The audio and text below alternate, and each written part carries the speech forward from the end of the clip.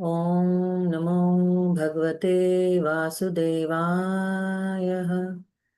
Om Namo Bhagavate Vasudevaya. Om Namo Bhagavate Vasudevaya. Om Ajnanatimirandhasya Jnananjana Shalakaya Chakshurunmilitam Yena Tasmai Shri Guruve Namaha. Shri Chaitanya Manobhishtam Sthapitam Yena Bhutale Swayam Rupaha Kada Mahyam Dadati Swapadantikam Vandeham Shri Guru Shri Yutapad Shri Gurun Vaishnavanscha Shri Rupam Sagrajatam Sahagana Raghunathanvitam Tam Sajivam Sadvaitam Savadutam Parijana Sahitam Krishna Chaitanya Devam Shri Radha Krishna Padan Sahagana Lalita Shri Vishakhanvitanscha He Krishna Karuna Sindhu Deenabandhu Jagatpate Gopesha Gopika Kanta Radha Kanta Namastute तप्त कांचन गौरांगी राधे वृंदावनेश्वरी वृषभानुसुते देवी प्रणमामि हरिप्रिये वाञ्छाकल्पतरुभ्यश्च कृपा सिन्धुभ्य एव च पतितानां पावनेभ्यो वैष्णवेभ्यो नमो नमः श्रीकृष्ण चैतन्य प्रभु नित्यानंद श्री अद्वैत गदाधर श्रीवासादि गौर भक्तवृंद हरे Krishna Krishna Krishna Hare Hare Hare Ram Ram Ram Hare Hare. We'll do a quick recap before we move ahead. So till now, we are building our spiritual vocabulary. We have understood who is Bhagwan, the Lord. The one who is with 6 opulences is the Lord. What are these 6 opulences? He is the most attractive or most beautiful. Bhagwan is most knowledgeable. Then Bhagwan is the one who has all riches in the world, most wealthy in the world, in the entire creation. Then Bhagwan is most loving, most merciful. Then Bhagwan is most courageous, the bravest. And with all these 5 things, he is also the most detached. He can drop everything the moment he wants to drop it. He has everything. He controls everything. Everything comes from him. He is the source of this entire creation, and yet nothing is binding him. So that way he is free from everything. The one who has all these 6 opulences is Bhagwan. We all have an eternal relationship with Bhagwan. We have forgotten that relationship. That relationship, establishing that relationship, is called Swarupa Siddhi. One can have, there are 5 different types of relationship. A Jivatma or a soul can have any one of these relationships. The first kind of a relationship is an inert relationship where the Lord is very far away from the Jivatma or the soul. Second is active relationship or relationship of service, where the Lord comes near, little closer to the Jivatma. Third is that of friendship, Sakha Bhav, where the Lord comes closer. Then there is another type of relationship called Mata Pita, or where the Bhagwan or the Lord is our father, our mother, and protects us. And then there is another type of relationship, conjugal love or Matsarya Bhav, and we had spoken in detail about conjugal love. Conjugal love does not mean that there has to be a bodily relationship between the Guru and the devotee. Conjugal love means that the devotee sees his beloved Bhagwan in his own family. Okay? Always remember, Bhagwan himself is super soul. Param Purush, right? He is the super soul. We are also souls, Atmas. So, being intimate with super soul need not be related to body. Body is material. Soul is beyond the matter, beyond the material. So I told you that there can be a relationship of souls between the guru and the devotee. There can be a relationship of buddhi, intelligence, intellect between the guru and the devotee. There can be a relationship of love between the guru and the devotee, but there will never ever be a relationship of a physical relationship, bodily exchange in a relationship between a guru and a devotee will never, never, never happen. Okay?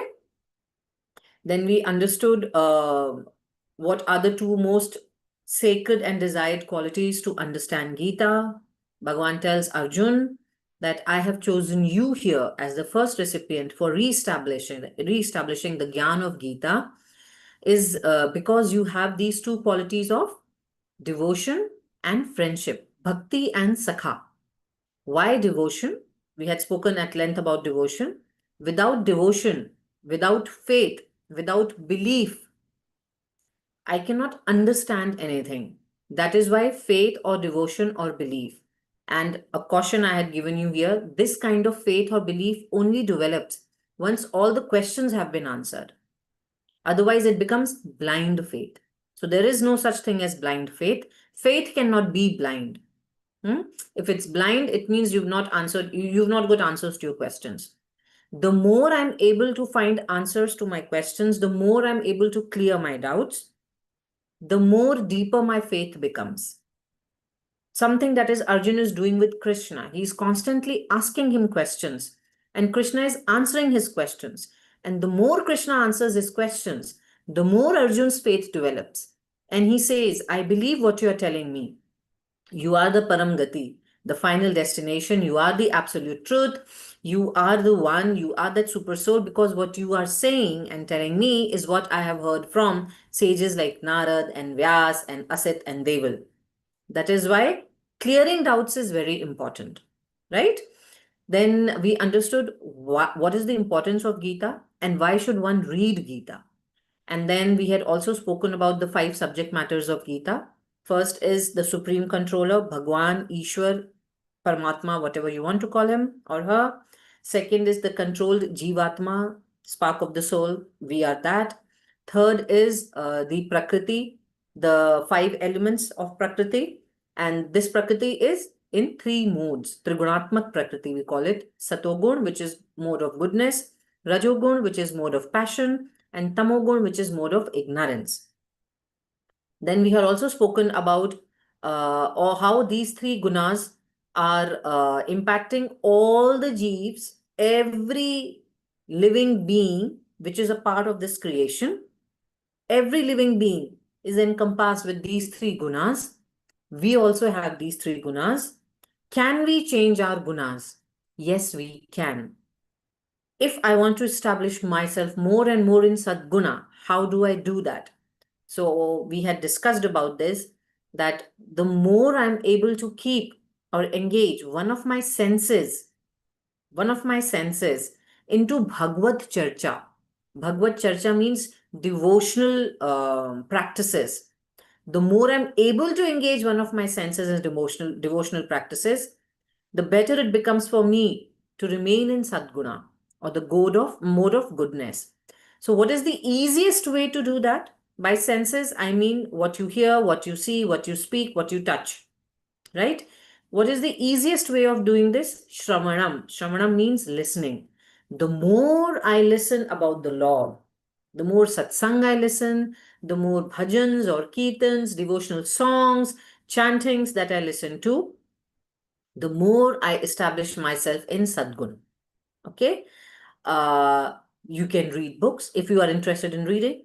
Please pick up our texts, our granths, devotional texts, read them. If you're interested in speaking, then do name chanting, do kirtan, talk about Bhagwan. So in chapter 8, Bhagwan says that there are 4 kind of jivatmas who are very dear to me. Arth, Artharthi, Jigyasu, Arth, Artharthi, Jigyasu and Jnani. So Arth means those who come to me because they want something. They are very dear to me because they're coming to me. Okay, second category is those who come to me because they want to stay away from something. They want something to be removed from their lives. They're also very dear to me because they're coming to me. Third is Jigyasu, the one who's curious. He's coming to me not because he wants something from me. He's not coming to me because he wants me to take away something from them. He's coming to me because he has questions and he wants to understand. This Jivatma is also very dear to me because now he's coming to me without any attachments. He has no desires. He's coming to understand about himself. He's very dear to me. And then he says Jnani, the knowledgeable, one who's knowledgeable. And Bhagavan says the one who's knowledgeable or the Jnani, this one, I treat him as my equal. I treat him as my equal. Yeah. So Bhagwan or the Lord is fond of all of them. But between all these, the Jnani, he says, is someone whom I treat equal to myself. Why? Because what is it that this Jnani does? He sits with my devotees and there is a constant exchange of devotional discussions and discourses that is happening. That I enjoy. That is why I treat this Jnani as my equal. So he really loves it when we sit and we talk about him, what we are doing right now. There is a shloka in Srimad Bhagavatam, Shrimatam Swakatha Krishna. While he listens to his own stories, his own discourses like we are doing, what does he do? He enters from the ears and he comes and sits in our hearts. Bhagwan loves listening to his own praise and people talking about him. And because we have that spark of him in us, we enjoy that too. We like it when people say something nice about ourselves because we are coming from him, right? So if someone likes talking, like I said, you're fond of talking, then talk about Bhagwan. You're fond of eating, right? Something is going in, consuming something. Whatever you are preparing to consume, first offer it to Bhagwan, to Lord. Whatever, right from the morning till at night. Your morning breakfast, your morning cup of tea or cup of coffee, or whatever, fruits, juice, milk, whatever it is that you're having, your breakfast, your lunch, your snacks, midday snacks, your evening snacks, your dinner, your supper, whatever it is that you're having, always offer it to Bhagwan first. Because when you're offering it to Bhagwan and then you're having it, then what you are consuming is only prasad. It is not a grain then. It is not a liquid then. It is neither vegetarian nor vegetarian. It is prasad. So there was this conversation once Prabhupada was having with the rabbi. And the rabbi asked him, are you a vegetarian or are you a non-vegetarian? To some kind of this question he asked. So Prabhupada, and I heard this for the first time many years ago, and I was blown away by his answer. He said, we are neither vegetarians nor are we non-vegetarians. We are prasadanians. I heard this term for the first time, prasadanians. I said, okay, prasadanians. It means whatever we are consuming is only and only prasad. Why? Because we are offering it to Lord first. And then take it ahead. Why only food?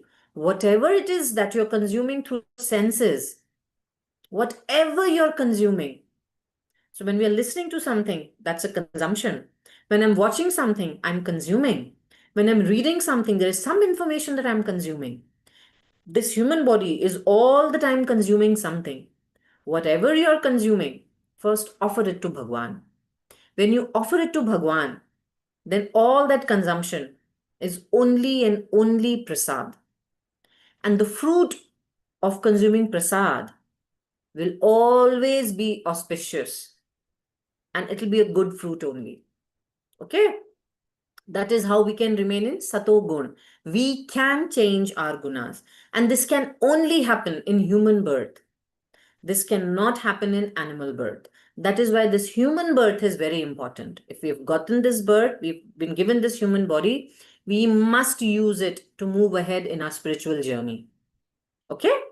Then, so the Supreme Controller, the controlled, the Prakriti, then Karma. We spoke about 3 types of karmas: Vikarm, Sakarm, and Akarm. And I told you, for Sakarm and Vikarm, we will again come back in the cycle of creation. Vikarm means doing deeds which are against the Dharma, against Lord's will, and they will give us not so good fruits. And to consume these fruits, we'll come back in this life and death cycle. Sakarma means doing good deeds according to the Dharma, according to the will of the Bhagwan. And these karmas will have good fruits. And to consume these good fruits, we will again come in this cycle of life and death. If one wants to move away from this cycle, what is it that one should do? Akarma. Akarma means doing everything from the aspect of non-doer, not owning up your karma. So I'm doing this work, but it is not me who's doing it. I am just serving Lord. So while we are doing satsang, we are serving Lord. Neither I am the one who's speaker, nor are you the one who's listening. It is Krishna who's speaking. It is Krishna who's listening. We are just serving him. So when I'm doing any kind of task, any task that I'm doing, if I start treating every task as a service to Bhagwan, as a service to the Lord, then that mundane task becomes divine. Why? Because I am not owning that task. I'm saying this is service to Bhagwan. This is service to Bhagwan. Okay? That is a karma. This akarma will not have any kind of fruits.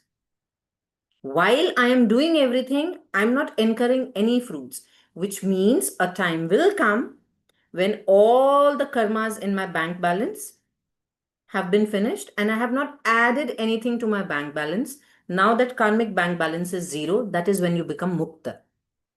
One can only achieve nirvana or mukti or liberation while one is living. Liberation cannot be achieved after death. Why are we not liberated right now?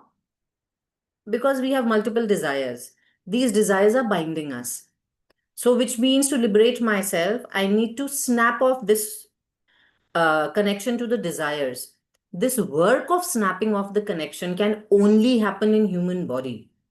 It cannot happen once I leave my body. When I leave this body, all my desires will leave with me. And because the desires are still unfulfilled, and because Prakriti is a very loving Prakriti, Maya of Bhagwan, it will give me another body, another opportunity to fulfill my desires. Okay, so till such time that I'm not able to snap my connection with the desires, I will not be liberated. So do not think that you can enjoy everything you want to do in this life and once you're dead, you'll be liberated because your children have done some kind of actions or, done some kind of seva or something like that. The Atma will be liberated? No. No. To liberate myself, I have to work. No one else can liberate me. Nothing my child does will liberate me. Unless my child turns out to be an extremely devoted soul of Bhagwan.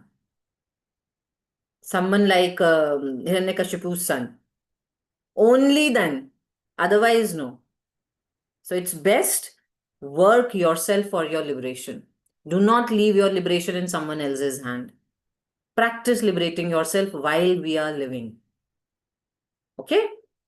These are and then there is Kal, the creation time. So these are the 5 subject matters of Gita. Now we will move ahead. We also understood what is consciousness, pure consciousness, what is limited consciousness, how we feel we are incomplete because we have forgotten our connection with that complete Bhagwan. Bhagwan is complete. Lord is complete. There is nothing incomplete about Lord. We are a part of that completeness. We are complete too. We feel incomplete right now because we have forgotten that. Once we are able to reestablish our connection with Bhagwan, we will start feeling complete once again. So the purpose of human life is to establish our connection back with Bhagwan. And how is it that we do that? If you want to know something about someone, if you want to build a relationship with someone, what is it that we do? We spend time with them. We say, okay, let's meet over a cup of coffee. Let's meet for lunch. We go out with them. We call them home. We talk to them.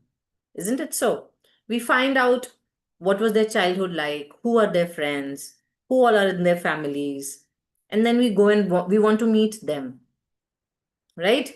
Then we want to talk to their friends to find out what kind of people they are. The more we want to know about someone, the more we engage with those people who know this person. That's one way of knowing Bhagwan also. So what are we doing right now? We are talking about him. When we are reading our texts, we are getting to know more about him. When we are sitting with devotees, we are getting to know more about him. And that is how my relationship with Bhagwan is becoming stronger and stronger and stronger. That is how we get to know about Bhagwan. That is how we reestablish our relationship with Bhagwan. That's the purpose of human life. Okay? I will read some excerpts from here, and then we had also spoken about why Vedic knowledge is not a subject of research. What is the problem in that? The problem is that the tools that we use for research are incomplete. Why do I say so? Because this body is matter, right? It's limited. If it's limited, then it is incomplete. I cannot use a tool which is incomplete to analyze and to research and to hypothesize about something which is complete. Okay, this body is incomplete. It's matter. It is not permanent. That is why it is incomplete. This body also includes the subtle body of intellect and of the senses, right? That is also incomplete. Why? Because this relationship with Bhagwan has not been established as yet. Through this incomplete body, whatever it is that you research for will always remain incomplete. Okay? If you really want to research, first re-establish your relationship with Bhagwan. Then you are in completion. And then you do your research. Then you read. And then you will understand Bhagwan. That element of Bhagwan. That complete element. Okay? We had also understood three forms of Bhagwan, Brahma Swarup, Paramatma Swarup, and Sakar Sagun Swarup. Okay? Now we will move ahead. I wanted to read something from here.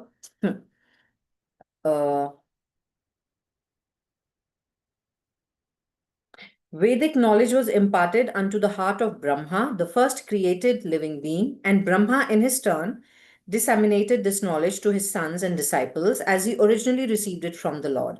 The Lord is Purnam, all perfect, and there is no possibility of his becoming subjected to the laws of material nature.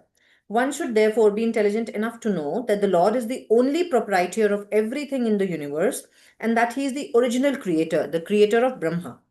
In the 11th chapter, the Lord is addressed as Parapitamaha because Brahma is addressed as Pitamaha. So Brahma is grandfather and Lord is addressed as Parampitamaha, which means great grandfather. And Lord is also addressed as Pratham Bij Pitamaha, which means the first seed of creation. He is the father of the first seed of creation. So he is the great grandfather of Brahma, and Brahma is the forefather for us. And Lord Bhagwan Krishna is also the father of the first seed of creation, Param Bij Pitamaha. He is the creator of the grandfather. So no one should claim to be the proprietor of anything. One should accept only things set aside for him by the Lord as his quota for his maintenance. There are many examples given of how we are to utilize those things which are set aside for us by the Lord. This is also explained in Bhagavad Gita. In the beginning, Arjun decided that he should not fight the battle of Kurukshetra. This was his own decision. Arjun told the Lord that it was not possible for him to enjoy the kingdom after killing his own kinsmen. This decision was based on the body because he was thinking that the body was himself and that his bodily relations or expansions were his brothers, nephews, brothers in law, grandfathers, and so on. Therefore, he wanted to satisfy his bodily demands. Bhagavad Gita was spoken by the Lord just to change this view. And at the end, Arjun decides to fight under the directions of the Lord when he says, Karishye vachanam tava. I shall act according to your words. I will do what you are telling me. In this world, men are not meant for quarreling like cats and dogs. Men must be intelligent to realize the importance of human life and refuse to act like ordinary animals. A human being should realize the aim of his life, and this direction is given in all Vedic literatures. And the essence is given in Bhagavad Gita. That is why we say Bhagavad Gita is the fifth Veda. Vedic literature is meant for human beings, not for animals. Animals can kill other living animals, and there is no question of sin on their part. But if a man kills an animal for the satisfaction of his own uncontrolled taste, he must be responsible for breaking the laws of nature. So, in one of the sessions, I had said that we can transcend the laws of nature. And that can only happen in human form. I can control my anger. I can control my hunger. I can control my sleep. I can control my desires. Animals can't. Animals are 100% governed by the laws of nature. When they are hungry, they will eat. When they're sleepy, they will sleep. During the mating season, they will mate. Here, I think there is kind of a, not a contradiction, but for me, it appears as a contradiction because animals who are completely bound by the laws of nature mate only during mating season. We humans who can transcend this material nature are mating or are unable to control our bodily desires at the age of 80, 90, 95. This urge, sexual urge, we are unable to control at all. Animals will only do it during mating seasons. Human beings will do it whenever they feel like.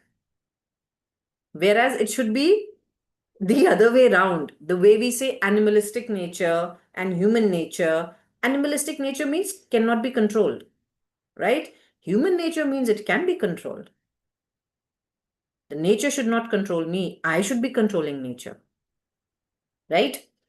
Okay, all of this is clearly described, and if we properly utilize the instructions of Bhagavad Gita, then our whole life will become purified. Jai Shri Krishna. And ultimately, we will be able to reach the destination which is beyond this material sky. Yat gatva na nivartante tad dhama paramam mama. Yat gatva na nivartante. When one reaches there, they do not come back. That is my eternal abode. Krishna says that about his eternal abode. The place from where one does not come back, that is liberation. The place from where one does not come back, that is my eternal abode. Okay? That destination is called the Sanatan sky, the eternal spiritual sky. Okay. Two things we will just pause here and talk about.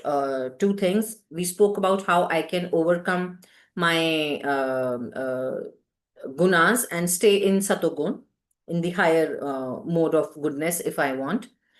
I want to give an example over here.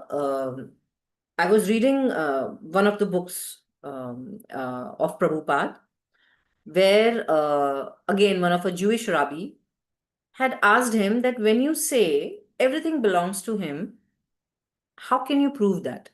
What is the proof that everything belongs to Bhagwan? Why should I believe you?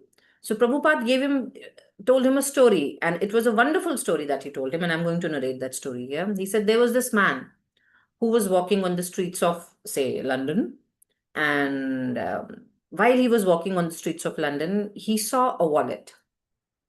So he picked up that wallet, and there was a lot of money inside that wallet. He looked around, and people passing by, he asked them, does this wallet belong to you? Is this yours? They said, no, no, no.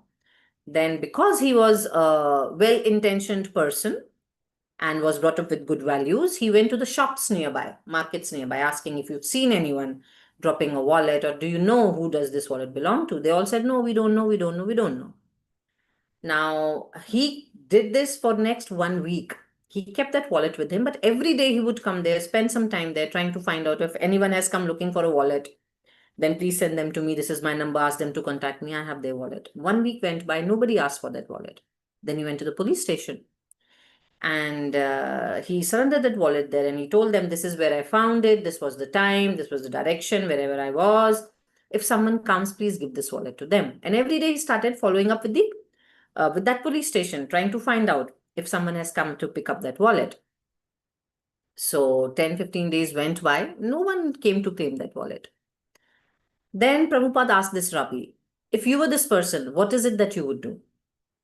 So Rabbi said, I would take that wallet because I have really tried to find out and nobody has come to claim it. So I would use it, the money in that wallet. And then Prabhupada said, but that wallet does not belong to you. So that Rabbi said, but nobody has come to claim it. He said, it is true that you do not know to whom it belongs, but you 100% know it does not belong to you. Just think it over. It's true, you do not know who this belongs to, but you are 100% sure it does not belong to you. It is not yours. If it is not yours, then it must belong to someone. And what is not yours, you should not use it. So if we were to question why should we believe that everything belongs to Bhagwan, I'm 100% sure this does not belong to me. Because when I came into this world, I came empty-handed. I was not carrying anything in my hands when I came here. When I leave this body, I will not be carrying anything with me. So this means whatever I am enjoying while I'm alive in this body, it does not belong to me. This earth was already here when I took birth. My parents were already living when I took birth, so they are not mine. When I leave this body, my parents, this earth is not going to go with me. The money I'm earning will not go with me. I did not come with this money. I did not come with these relations. I did not come with this home. Whatever has happened in life, I was not carrying it with me. And when I leave this body, this life form, I will not take it with me. It means it is not mine. Okay? It does not belong to me. So if it does not belong to me, yet I have to use it, right? Then how do I use it? Then I use whatever I have here with a sense of gratitude and reverence to the Lord, thanking the Lord for giving this to me. And He has given this to me to be enjoyed for some time. As long as I'm in this body, I enjoy the relations that I have. I enjoy the friendships that I'm making. I enjoy the gyan that Bhagwan is giving. I enjoy whatever ashwar, material gains, success I have. The food, friends, traveling, shopping, partying, whatever it is. Enjoy everything. But always remember, this belongs to Him. Why? Because it certainly does not belong to me. It does not belong to me. It does not belong to anyone who's around me. It belongs to Him. So always say thank you. Always say thank you. Whatever you're receiving in life is not yours. Whether it's good, bad, positive, negative, auspicious, inauspicious, whatever it is not yours. It is not yours. It is being given to you. So when it is given to you, receive it with grace. And then do what you have to do. Like this situation of war is not of Arjun's choice. He did not go choosing it. This situation has been given to him. That is why Bhagwan is telling him, fight. What is this? If I fight and my people and me, you did not choose this. It has come to you. What has come to you? Accept it with grace and do what has to be done. Do it as a service to Bhagwan. This is another way of always remaining in that frame or that mind frame of akarta, non-doer. So our Gurumaa uses one phrase in Hindi, which she learned from the saints when she was visiting Himalayas many years back during her trips to Himalayas. Kabhi ghana ghana, kabhi chana chana, kabhi wo bhi mana. So these saints, sannyasis, hermits, who have left everything and are completely dependent on Mother Nature, because they believe that if Mother Nature has given birth to this body, Mother Nature is equipped to take care of it as long as this body is supposed to be serving the purpose.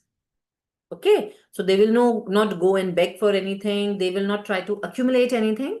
Whatever they get, they make do with that. And they don't stay in one place. They're constantly moving. Okay. So one of the sannyasis, the sages, told her this. Kabhi ghana ghana, kabhi chana chana, kabhi wo bhi mana. Which means sometimes it so happens that we get very good food. So we are walking and maybe there is some wealthy person or there's a temple and some kind of a bhandara is happening where food is distributed to everyone, or someone is inviting us, and or we went to a temple and there was some celebration happening and there was good food. That is ghana ghana. Ghana means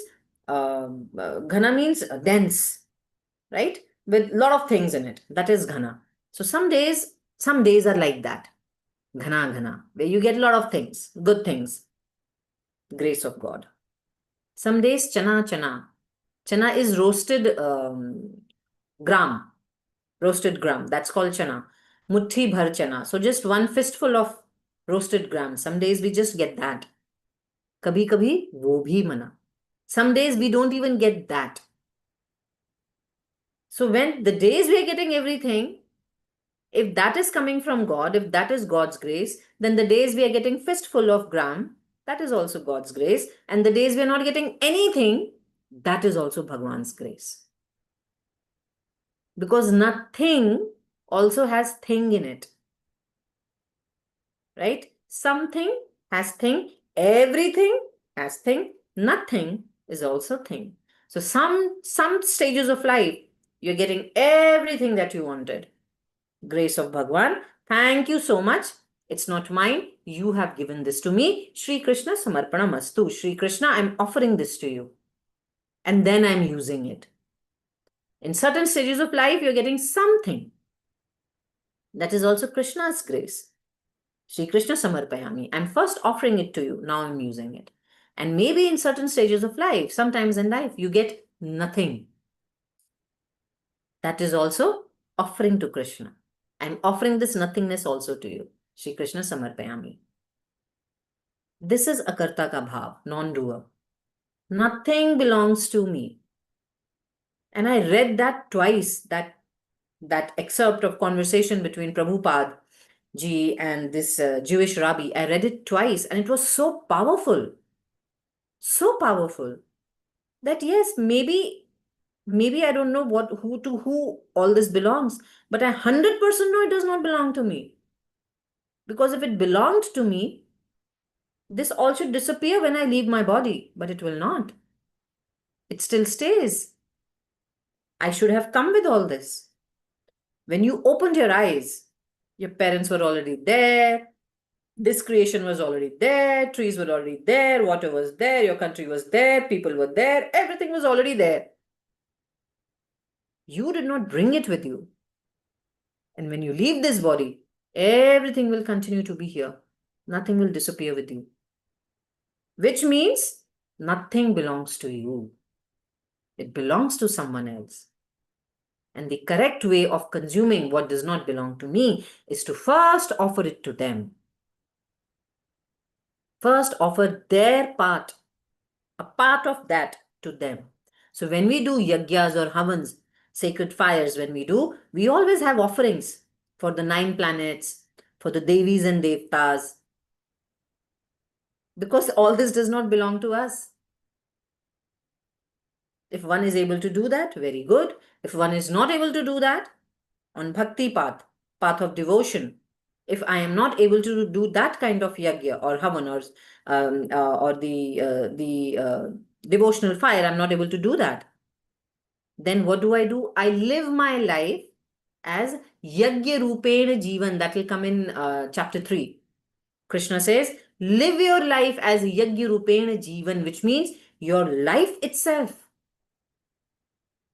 is conducting havan. Live your life as if you're constantly offering into sacrificial fires, havan. How do I do that? What do I need for a havan? I need a vessel. So this body becomes my vessel. What else do I need? I need fire, right? Divine fire. I need wood. And I need clarified butter, ghee. So this is the tool, my vessel in which that havan will be conducted. And my breath, my prana shakti, my digestive fire. This is the wood. This is the clarified butter, the ghee.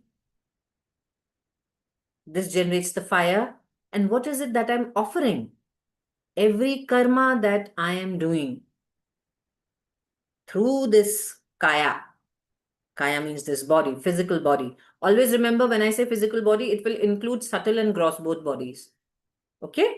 Whatever karma I'm doing through this subtle and gross body, I'm constantly offering it in that sacrificial fire, yagya, havan. Constantly.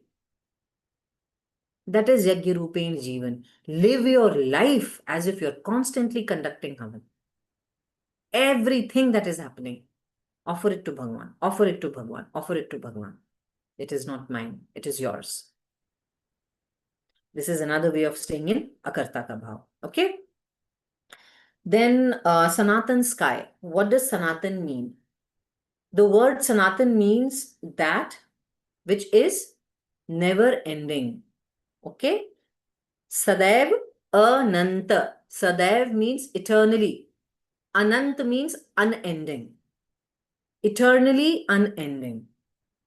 So in this entire creation, this observable part of universe that we are aware of is just one minuscule part of this entire creation.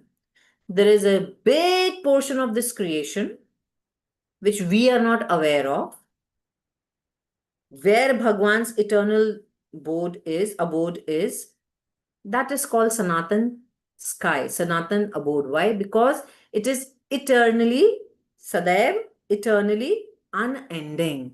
One who goes there does not come back. Okay? And then we will talk about Sanatan Dharma. Now we say Dharma. What does Dharma mean? Dharma is not religion. To reach that Sanatan abode of Bhagwan, how do I reach there? I reach there by following my Sanatan Dharma. When I follow my Sanatan Dharma, I will reach there. Okay. What is this Sanatan Dharma? Sanatan we understood, which is eternally unending. What is Dharma? Dharma is not religion. Dharma is set of duties. What is it that I'm supposed to do? And how am I supposed to do?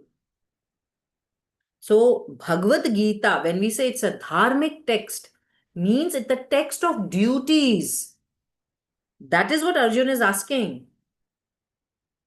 How do I do this war? I don't want to.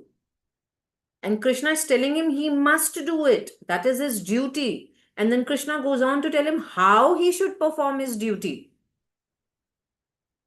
What is duty and how should one perform duty? That is dharma. Dharma is not religion. Religion can change because religion is based on faith.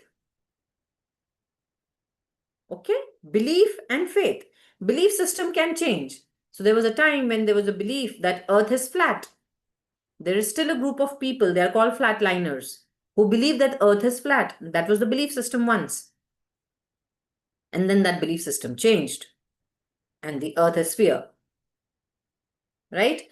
During Renaissance time, Dark Ages, there were a group of scientists who went against what church said. So church Church said that Earth is the center of universe, and the sun and the other planets are rotating around it. And there was this group of philosophers, and Aristotle was one of them, who said, no, sun is the center, and rest of the planets are revolving around it. And they were threatened by the church that you're a non-believer. You're going against the diktat of the church. They were threatened by the church. The group of Illuminati began from there, and later on it changed into something else. So belief systems are constantly changing. Today, you have faith in whatever you're seeing around you. You have faith in your relationships. You trust them. A time may come that your faith shatters. Faith can change. We talk about conversions in India. There is a lot of conversation around conversions. Dharma badlav. You have converted your religion. Yes, if my current religion is not serving my purpose, I will convert. Okay. If my religion has marginalized a group of people, have taken away their basic human rights, saying that as per our religion, you are a part of whatever group, so these rights are not available to you. And if they're humiliated, their children are not allowed to go to school, they're not allowed to have an education, they're not allowed to work, they're not allowed to get a salary, they're not allowed to have aspirations in life, in the name of religion. And then here comes another group of religious people who say, we will give you bread and butter, we will give you employment, we will give you dignity, your children can go to this school, we will pay for their fees, but you need to change your religion. You need to change your place of worship. Of course, they'll do it. Even I would do it. So religion will change. But dharma, duty is never going to change. So what is duty? Duty is that element of a jeev which cannot be separated. That guna, quality, which cannot be separated from a jeev or cannot be separated from an element. That is dharma. Like sun will always give light. Light cannot be taken away from sun. We cannot take it away. As long as sun is there, light is going to be there. If light is there, it means sun is somewhere there. Even if I'm not able to see the sun, I know it's there. Yeah? Duty of a parent, whether it's animal kingdom, bird kingdom, human beings, Asian parents, European parents, any kind of parents, their duty will always remain to protect their children. As long as parents are there, this duty is going to remain. This duty will never it can never be separated from a parent. Right? So this is duty. This is dharma. Dharma is not about your place of worship. It is not about the mantras that you're chanting. Dharma is not about, what mala you're wearing, where you are sitting, which direction you are sitting in, what all you're doing at your altar, what are you offering to God. That's not dharma. Those are symbols, tools of connecting, but that's not dharma. All these can change. Dharma will never change. Another example is water. Water's quality of quenching thirst can never be taken away from water. And when you are following your dharma, there can be violence too. So sometimes this question arises, oh, if there is dharma, then why is there violence? If you are so dharmic, then why are you violent? How can violence be a part of dharma? So when I'm giving the example of sun and the light, In that sunlight, certain plants will thrive, certain trees will thrive, certain plants will wilt and die. It's the same sunlight. It does not mean that the sun is not going to shine its light on those plants. No, it is its sun's dharma to give light. So sun is providing light everywhere. Same with water. When it rains, water is there. That rainwater can cause flooding somewhere. That rainwater can, if it's desert, then that rainwater is worshipped and people are very happy. It gives life. That same rainwater can cause havoc when it's flood. Rainwater is not going to stop doing what it's supposed to do. In the process of fulfilling one's dharma, violence can happen. Like what Krishna is telling Arjun, your dharma, your duty is to fight.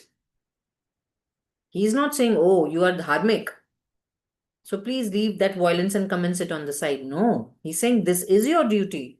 You better do it. So you be clear in your head that being dharmic does not mean that you can be completely non-violent. Non-violent should be from here. Your intention should not be violence.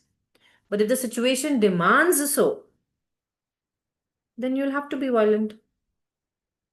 That is why all our gods and goddesses have their own weaponry system. They all have their weapons. And yet see the expression on their face and in their bodies. It's calm and peace and always smiling. Which means I have the power. But I'll choose when and where to exercise it. So in the name of dharma, can violence happen? Yes, it can happen. Kurukshetra war is an example of that. He is a warrior. His dharma is to fight. That is what Krishna is reminding him. Okay? That is dharma. So in this creation, what is Sanatan Dharma then? Now look in this creation. Just take a step away from your micro selves and look at the entire creation. The sunlight, if we begin with the 5 elements, the sun's energy is source of life. This energy, is sun using it to sustain its own life? No. His sun's energy, solar energy, is giving life to other forms in the universe. Yeah? Now let's look at water. Water also has life-giving energy. Is water using its own energy to sustain its own self, its own life? No. So water is also sustaining life forms, other life forms. Sun's energy is sustaining other life forms. Water's energy is sustaining other life forms. Now let's come to Akash, Vayu. Vayu Tattva. Wind. It is oxygen in it. Is wind's oxygen sustaining wind itself? No. It is sustaining other life forms. So wind is serving other life forms. Sun is serving life forms through its energy. Water is serving life forms through its energy. Earth, soil, trees, plants, they give us oxygen. They need carbon dioxide. They are giving us oxygen. So they are serving the life of other living entities, living beings. The fruits that they grow, it's sustaining us, birds and animals, earthworms. When earthworms are moving in the soil, there is aeration that happens in the soil. The oxygen level of the soil increases. And then anything that is grown in that soil will be very nutritious. So everything in the nature is in service of the existence of other life forms. Now let's look at ourselves. Within your cosmos of family, just look there, your ecosystem of your family. When parents are taking care of their children, they're serving. When children are taking care of their parents, they're serving. You're going to your office, you're working there. When you are working there, your work is ensuring that the company is making profit or is staying, it is sustaining the life of company, and you are getting a salary from that company, so that salary is sustaining your life. When you're going to shopping malls, to shops, when you're buying something, the money that you're paying there is sustaining those shops, those malls, the owners, the people who are working there. And the material that you're getting from there is sustaining you and your family life. So everything that is happening, every task that is happening, the purpose is to serve the existence of others. So what is common when we have a look like this? What is that common thing which is coming out? Service. Right from sun till me, we're all serving each other. That is our duty. Service. So our Sanatan Dharma, that eternally unending duty, is service. Who do we serve? When I am doing all this, whom are we serving? When we are sitting here and doing this satsang, whom are we serving? We are serving Krishna, who in his Paramatma Swarup is sitting within me, is sitting within you. In his Brahma Swarup, he is present everywhere. We are serving him. This is his service. So when you start looking at your daily work, your daily rhythms and routines of your life, from this lens, what is going to happen? This ahankar, first of all, ego, that is going to be destroyed, which is required. We want to purify ourselves, so that we can reach that abode of Bhagavan. So how do I purify my chetana, my consciousness? This ego that I'm the one who's doing this, I'm the one who's working so hard, I'm the one who's cooking, I'm the one who's taking care of children, I'm the one doing this, I'm the one doing this. So when I'm working so hard, I'm serving Bhagavan, my service. When I'm the only one who's been cooking every day for 50 people, that's my service. When I'm the only one who's taking care of children, dropping them from one class to another class, I've become like a chauffeur for my child because I'm always dropping my child here and there. That's my service to Bhagwan. Because it's Bhagwan, Lord only, who's playing with me in the form of my child, who's playing with me in the form of my family people, who's playing with me in the form of my work people. So anything and everything that I'm doing right now is my service to him.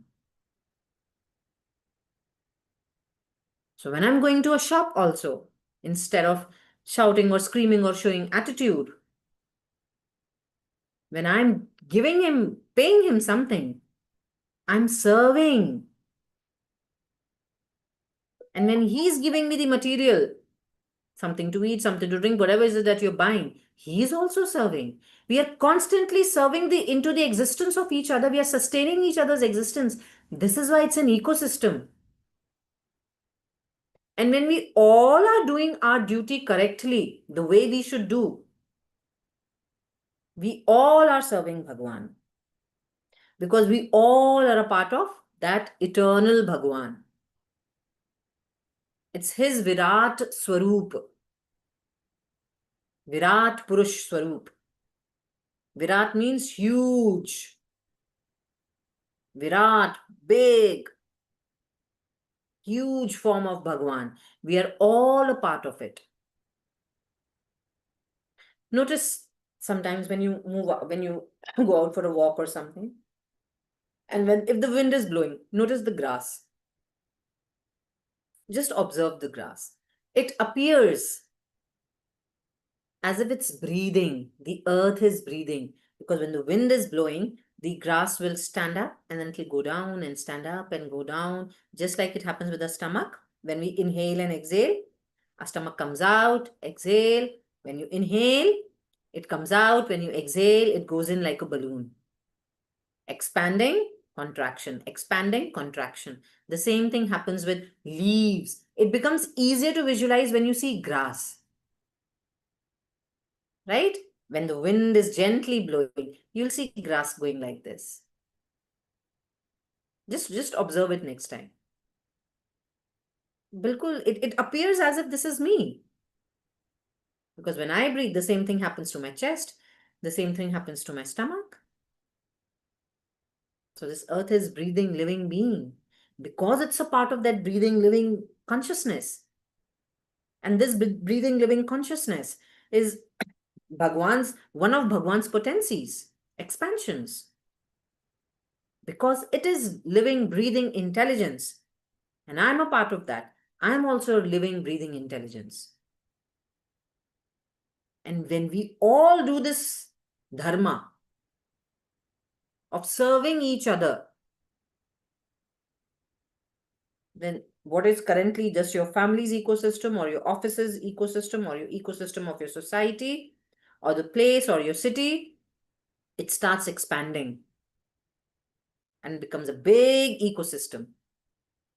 And in this big ecosystem, the ultimate consumer is Lord. Just like in this body, you have these different organs, external organs and internal organs. When all these external and internal organs are working perfectly, serving each other, then the entire body is working perfectly. The digestive system works properly. It's the same thing with the entire cosmos, entire creation. We are not meant to live solo. That is not the purpose of this life. Only me and my beloved and just 4 of us. No. Your existence must sustain the existence of many beings. That is why charity, feeding animals, summers giving water, keeping water and food for birds. Any visitor who comes to your house, anyone who comes to your house, offer them something. Speak politely. Speech. How do you want to utilize this tool of speech? When you're utilizing this tool of speech in empowering something and uplifting a fallen soul, that is service to God.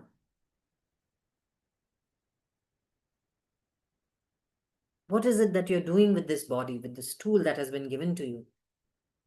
Is it only for me? Then while you are in human body, human form, you're still living an animalistic life. To jump from animalistic life into human life, it's not just the body, but what you are doing with it. How are you serving others? Service. That is dharma. Okay? Dharma has nothing to do with which name you are chanting, which position you are sitting in, what are you offering to Bhagwan, which form of Bhagwan you are worshipping, if you are worshipping or not worshipping, it has nothing to do with that. Dharma simply means if you are doing your prescribed duty in every situation. As a father, your prescribed duty. As a mother, your prescribed duty. As a daughter or son, your prescribed duty. As a husband or wife, your prescribed duty. As a brother or sister, as friends, as employer, as employee. As a part of wherever you're living, your community.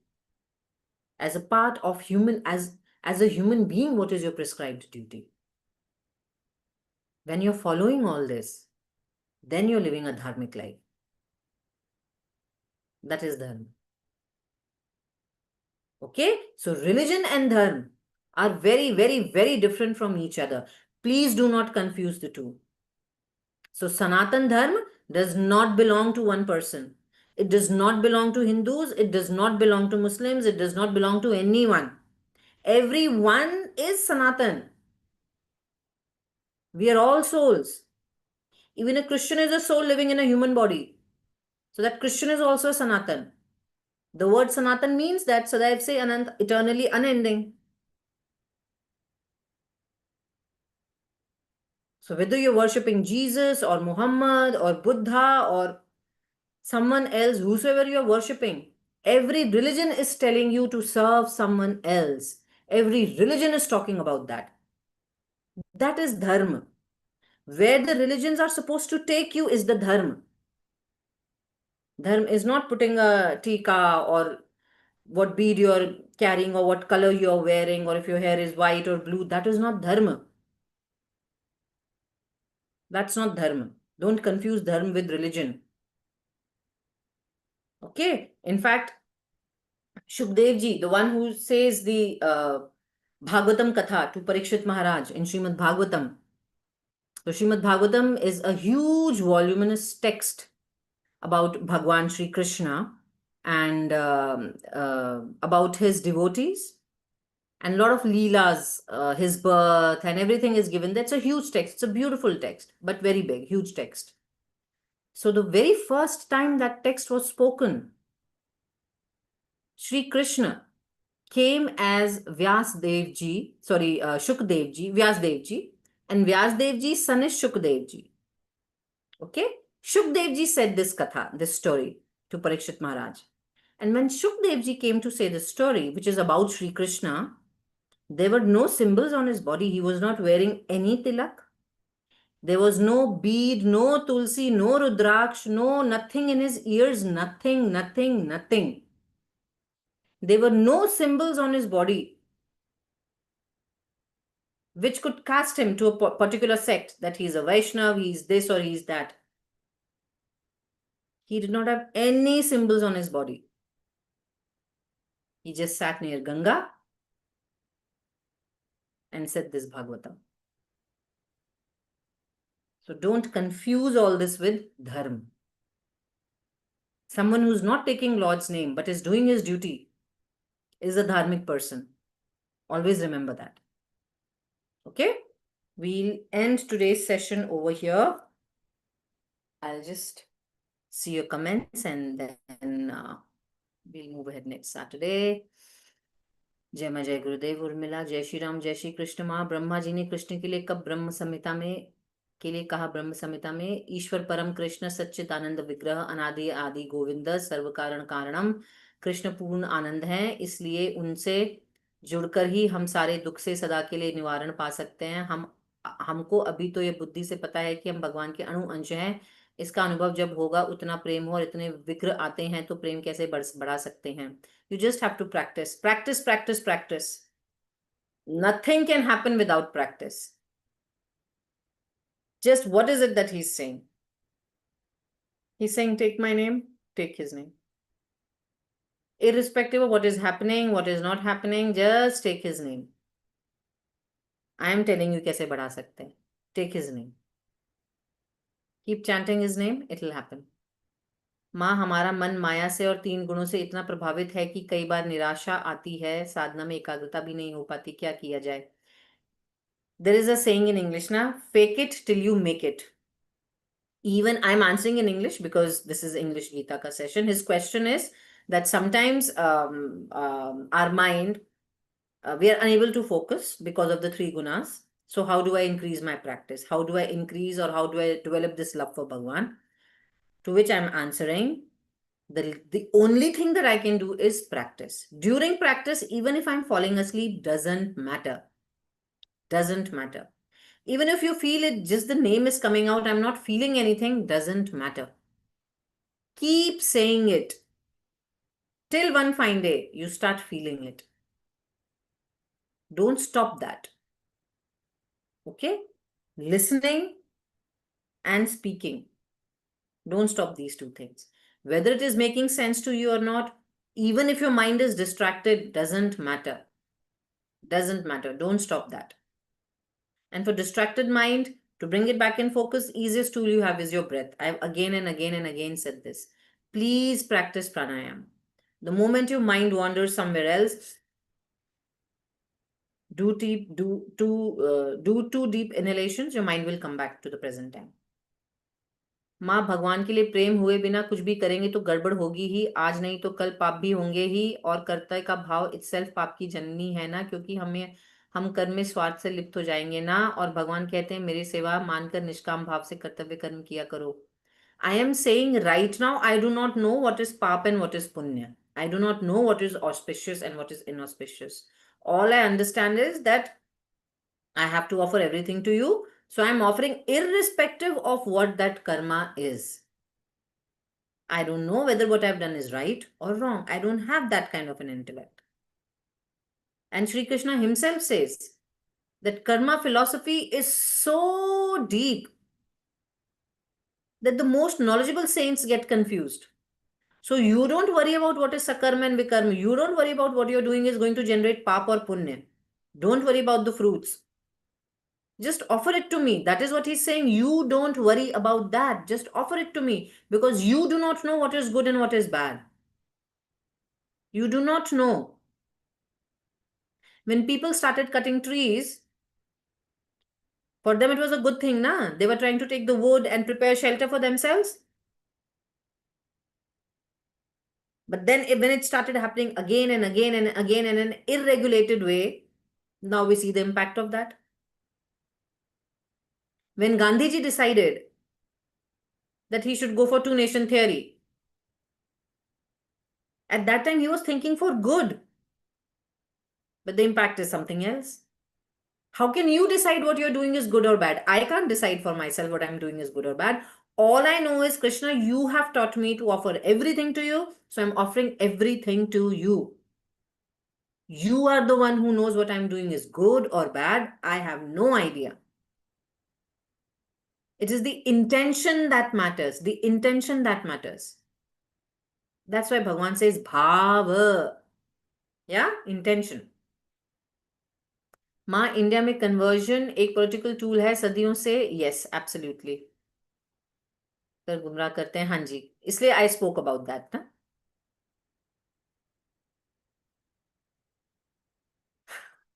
That is why people don't want to read Gita. Because suddenly when we start reading Gita, we realize, oh, I'm the one who has to do all the work. It's not like Guru is going to come and, we say, oh, Guru, please put your hand on my head. Guru, you do this, or just give me a mantra, I'll chant it and everything will happen by itself. No, Krishna is saying, no. Chanting and all is okay. But there is real work for you to do. You have to practice what? Forgiveness. Practice forgiveness. Practice forgiveness. Practice compassion for everyone. And then suddenly people realize, this is not fun. Why should I work? Guru should work for me. So that is why most of the time people will shun away from Gita. Because when you actually start contemplating and digging deeper into Gita, it shakes your belief system. It completely shakes it. And it's not an easy internal journey. It sometimes scares people. So people just drop it there and they move away. This we'll do some other time. John Davis, Jai Gurumaa, Jai Sumita Ji, thank you very much for your teaching. Most welcome, John. We will end the session here. Jai Shri Krishna, Jai Ma. Thank you.